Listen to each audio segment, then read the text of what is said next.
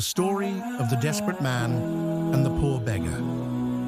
It is narrated in the books of wisdom and Islamic moral stories that in the past, a poor man fell into such extreme poverty that he felt he could no longer survive. His hunger was unbearable. He had no family support, and life had completely overwhelmed him. He went to the ruler of the town. One day, out of desperation, he approached the ruler and said, "My poverty has destroyed me. I cannot live like this anymore. Execute me and end my suffering." The ruler was shocked. He refused to kill him, but the man kept insisting, believing death was easier than the humiliation of begging and starvation. Another man enters the scene. In that same gathering, another poor man, even more desperate, saw the situation. He wore nothing except rags so worn out that they barely covered him. His body was shivering from cold and hunger.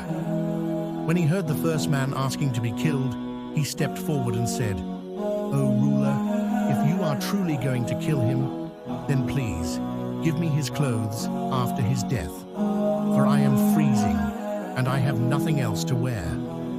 The people were stunned.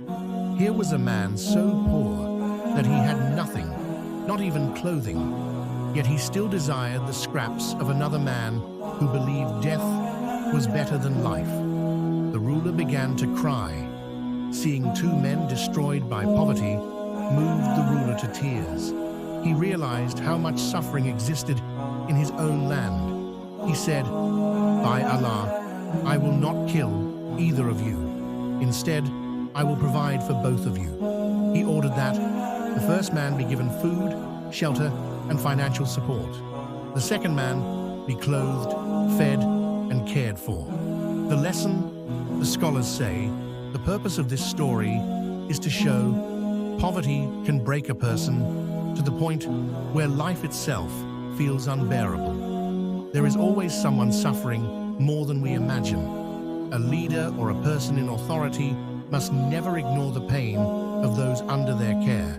Compassion can save lives. The story ends with both men being helped and restored, not because they asked for charity, but because their suffering moved a heart to mercy.